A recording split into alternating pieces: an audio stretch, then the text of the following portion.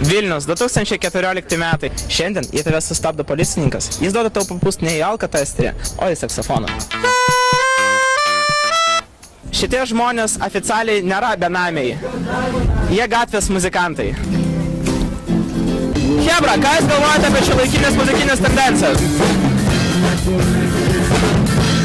So we are filming, you're from Paris. You look like French. Oh, Champs-Élysées.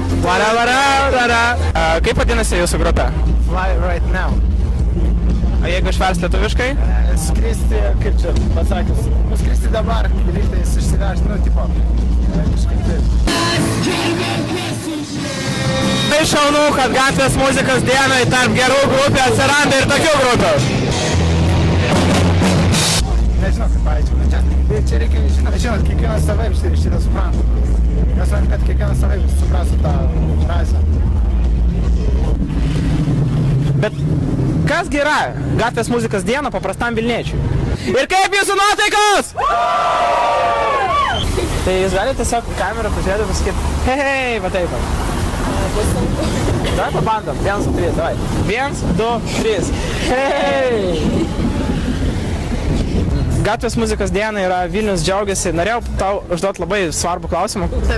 Kaip tu plauni galvą? Mes norim palinkėti, kad visi, siektų savo tikslų, kad, tipo, jeigu yra tikslai, tai visada reikia siekti, kad pasiektum. Visad reikia norėti labai. Jo, ačiū tau labai. Sí, papito, que estamos tocando una cumbia muy rica, papito. Kai lieja lietus, visą laiką nori sėdėti prie lango, žiūrėti filmą Requiem for the Dream ir svajot. Ne. Gatvės muzikos dieną lyja, o čia žmogus, kuris negali atidaryti skečio. Labai smagu, kai vienoje vietoje gali sutikti visas savo buvusias mokytojas.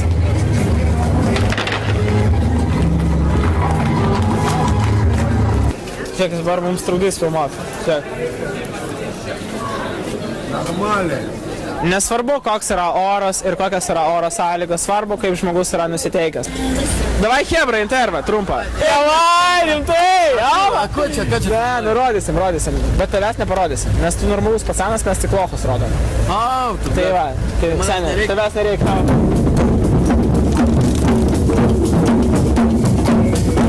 Andriau, labą dieną, galima paimti su jumis intervą?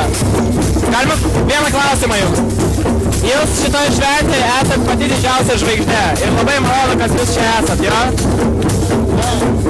Nesigavo jo kelias, ne?